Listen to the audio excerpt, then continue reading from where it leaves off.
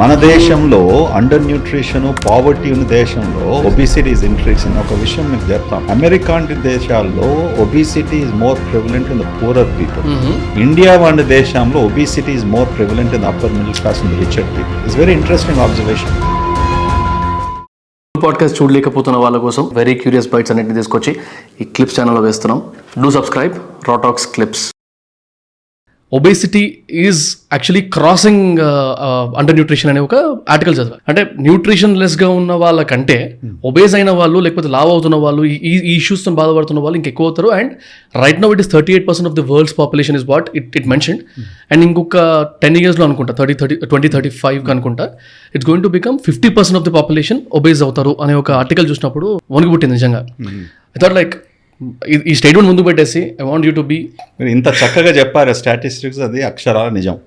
Okay, ఇప్పుడు world 8 billion people ఉన్నారు. Okay, రఫ్లీ about 3 billion people are overweight or obese. ఆ సంఖ్య ఇప్పుడు 50 to 60% అయితే వరకు 4 to 4.5 billion పీపుల్, అంటే every other person in the world. ముఖ్యంగా ఈ ఒబిసిటీ డెవలప్డ్ కంట్రీస్లో ఉంది.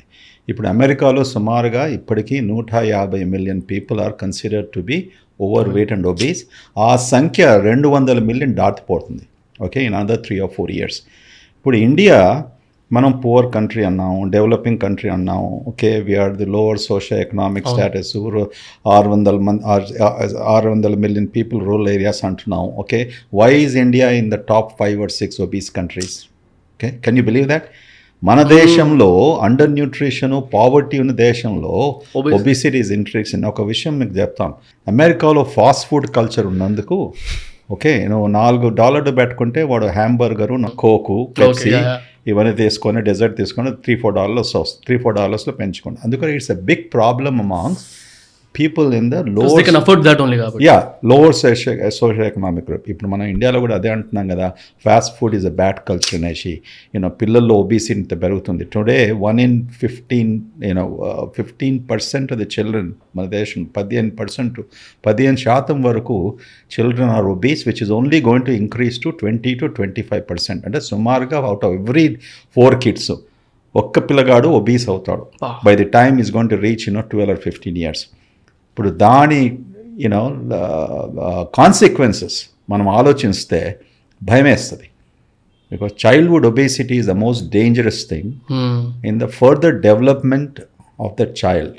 అనగా ఆ పేషెంట్ వెరీ యంగ్ ఏజ్లో డయాబెటీస్ రావడము, యంగ్ ఏజ్లో బ్రెయిన్ స్ట్రోక్స్ రావడము, యంగ్ ఏజ్లో హార్ట్ అటాక్స్ రావడము, ఆర్థరైటిస్ రావడము, ఇటువంటి ఎన్నో జబ్బులు by the time he reaches 40 years ఇవన్నిటికీ గురి కావచ్చు. ముందే కొనుక్కొని అడగ వెళ్తున్నాము. Right. So it's obesity is a very big problem throughout the world. అది మనం రికగ్నైజ్ చేయాలి. And easily solvable. Sir, I'm sorry to cut you. Obese or obesity, అసలు ఇది మనం ఒబేస్ ఉన్నామా, మనకి ఒబేసిటీ ఉందా అని తెలుసుకోవాలంటే what are the actual metrics sir? Actual metrics అంటే ఒబేసిటీ ఎలా మెజర్ చేస్తాం? BMI అంటాం, బాడీ మాస్ ఇండెక్స్. ఓకే, ఆ బాడీ మాస్ని ఎలా క్యాలిక్యులేట్ చేస్తాం అంటే మన పేషెంట్ హైట్ వెయిట్తో చేస్తాం. ఓకే, కొన్ని వెస్టర్న్ కంట్రీస్లో, European countries and all waist line కూడా తీసుకుంటారు, హిప్ సర్కంఫరెన్స్ కూడా తీసుకుంటారు.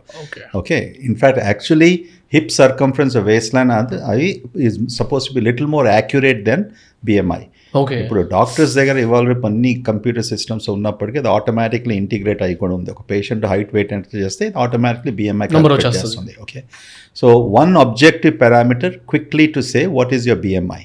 సో ఇండియాలో anybody the BMI over 25 is considered over weight. In అమెరికాలో ఓవర్ 28 or 30. మన దగ్గర తక్కువ వెయిట్కే మనం ఓవర్ వెయిట్ అని క్లాసిఫికేషన్ చేసుకున్నాం. So BMI is a very objective parameter in terms of మనం క్విక్లీ డయాగ్నోస్ చేయడము, లేకుండా అనుకోవడం ఈ పేషెంట్ ఓవర్ వెయిట్ ఉండడా, ఒబీస్గా ఉండడా. అండ్ సొల్యూషన్ గురించి కూడా అడుగుదాం ఉంది నెక్స్ట్ పాయింట్. మనకంటే ముందు ఇప్పుడు ఇందాక మీరు చిల్డ్రన్ గురించి మాట్లాడారు కదా సార్. మన ఇండియాలో జనరల్గా నేను అబ్జర్వ్ చేసిన చాలా మటుకు పిల్లలు కొంచెం బక్కగా ఉంటే, అంటే పుట్టిన తర్వాత ఒక 3-4 years వరకు అరే బక్క ఉన్నాడు, బొద్దుగా లేడు, బాగా తినిపించు, బాగా లావ్ అవ్వాలి, బుగ్గలు పెరగాలి. So this is the kind of culture కదా. బొద్దుగా లేకపోతే పిల్లడు హెల్తీగా లేడు అన్న ఫీలింగ్ ఉంటుంది. 10 years దగ్గర అంటే 10th class కానీ 5th class కానీ ఏ క్లాస్ కన్నా రాని మంచిగా హజంగా ఉన్నాడంటే అప్పుడు ఓకే వీడు హెల్దీ ఉన్నాడు అన్న ఫీలింగ్ ఉంటుంది కదా. If you can talk about that point sir. ఇప్పుడు నేను చూశాను, మా ఫ్యామిలీలో చూశాను, మా సిస్టర్ని చూశాను. వాళ్ళ గ్రాండ్ చిల్డ్రన్ అమెరికన్ వచ్చినప్పుడు కూడా ప్రతి బ్రేక్ఫాస్ట్ లంచ్ యూనో 2 years ఉన్నప్పటికీ యూనో ఫీడ్ చేసుకోము, తిను భోంచెయ్యి అనేసి పెట్టుకోము, అది వీడియో టీవీస్ పెట్టుకోము ఎన్నోసార్లు. ఎందుకమ్మా అంత ఫోర్స్గా చేసి పెడుతున్నావు? ఎందుకంటే చిన్నపిల్లలకు 5 సంవత్సరాల వరకు ఫ్యాట్ సెల్స్ పెరుగుతాయి, దాని తర్వాత మళ్ళీ కొత్త ఫ్యాట్ సెల్స్ రావు. ఓకే. సో ఈ ఫ్యాట్ సెల్స్ క్వాంటిటీ అంటే ఇప్పుడు ఒక పేషెంట్లో, ఒక వ్యక్తిలో ఇప్పుడు 100,000 ఫ్యాట్ సెల్స్ ఉన్నాయనుకోండి. సో ఈ ఒబిసిటీ ఏంది? ఫ్యాట్ సెల్స్ ఎక్స్పాండ్ కావడము, కంట్రాక్ట్ కావడము. ఓకే, నువ్వు ఓవర్ వెయిట్ అయినప్పటికీ ఫ్యాట్ సెల్స్ ఆర్ ఎక్స్పాండింగ్. కొత్త ఫ్యాట్ సెల్స్ నువ్వు ఫామ్ చేస్తలేవు, ఫ్యాట్ అక్యుములేట్ చేస్తున్నావు. కానీ సెల్స్ ఉన్న మాత్రం finite cells by the time you reaching 5 years. అందుకొరకే చిన్నప్పుడు పుట్టిన తర్వాత చాలా ముఖ్యం. అనవసరంగా over feeding of the children leads to that's fat cells. అప్పుడు మనంతా గమనించాం. మా గ్రాండ్ డాటర్ అమెరికా నుంచి వచ్చింది, అది 6 years ఉంటుంది. వాళ్ళ ఫుడ్ చూస్తే నువ్వు పరిగెత్తిపోతావు. వాళ్ళ అమ్మ ఏం పెడుతుండే వెజిటబుల్స్, ఏంది బీన్స్, బ్రాకలీ, లేకుంటే 2 చీజ్ ముక్కలు. అస్సలు నేను రైసే చూడలేదు అమ్మాయికి పెట్టేది. యా, షీఈస్ ఫైన్ నానా అంటది మా కోళ్ళమ్మ. 6 years kid. Yeah, 6 years kid, బాగా హెల్తీగా ఉంది, very active, very dynamic. Okay, but that's how parents who understand, మంచిగా అర్థం చేసుకున్న వాళ్ళు don't over feed your children. అందులో ముఖ్యంగా మనం ఈ కోక్స్, స్ప్రైట్స్ ఇవన్నీ కూడా that's a worst thing. Chocolates, ఇవాళ రేపు ఫాస్ట్ ఫుడ్ కల్చరు, పిజ్జా అయినా, బర్గర్స్ అయినా, ఫ్రైడ్ చికెన్ అయినా, we have to be little careful, especially ఆ 5 years వరకు. ఇట్స్ నాట్ దట్ దాని తర్వాత కేర్ఫుల్గా మనం ఉండదు అంటలేను, బట్ సైన్స్ ప్రకారం your development of fat cells acquisition, ఇప్పుడు మనం అంటాం కదా మొత్తం బ్రెయిన్ ముఖ్యంగా డెవలప్ అయ్యేది 5 years వరకు అంటాం. And truly most of my our brain development is by age 5 years. Okay, దాని తర్వాత కొత్తగా లాస్ట్ 10 years సైన్స్లో ఏమొచ్చిందంటే ఈవెన్ మన ఏజ్తో పాటు కూడా కొత్త సెల్స్ కూడా వస్తాయి బ్రెయిన్లో, కొత్త న్యూరల్ కనెక్షన్స్ కూడా వస్తాయి అనేసి కూడా రుజువు చేశారు. కానీ until 10 years ago we always thought, ఏమనుకున్నాము, బ్రెయిన్ పుట్టిన తర్వాత 5 ఏళ్ళ వరకే పెరుగుతుంది, దాని తర్వాత కొత్త సెల్స్ రావు అనేసి మొత్తం న్యూరో సైన్సెస్లో డాక్టర్స్ అందరూ అనుకున్నాం. ఓకే, అది ఇప్పుడు డిఫరెన్స్గా మనం భావిస్తున్నాం రీసెర్చ్ వల్ల. అయినప్పటికీ కూడా most of the brain development will happen by age. So age 5 is very critical for children. Okay, right. So to avoid obesity, that's the first phase. Second phase is when you're an adolescent. When you are really teenage years and all of that stuff. Number chepocha sir, ee age nunchi age varaku. Yeah. Can we consider 6 to up to age 18, up to 6 to 18, teenage years are up to 12 basically. Right. So adolescent usually starts in that age. And some people take up to 22, you're an adolescent, then you're an adult. Right. Okay, some people consider up to age 18, you're considered as an adult. So basically those 8 or 10 years is the adolescent period. Right. Until then, still up to 18, you're called as a child. Ante kada. Right. So adolescence is nothing but a difference semantics in terms of the age range. Right. Yeah. So education of the children, వాళ్ళకు food గురించి దాని గురించి బాగా explain చేస్తూ, అంటే green vegetables are important, fruits are important.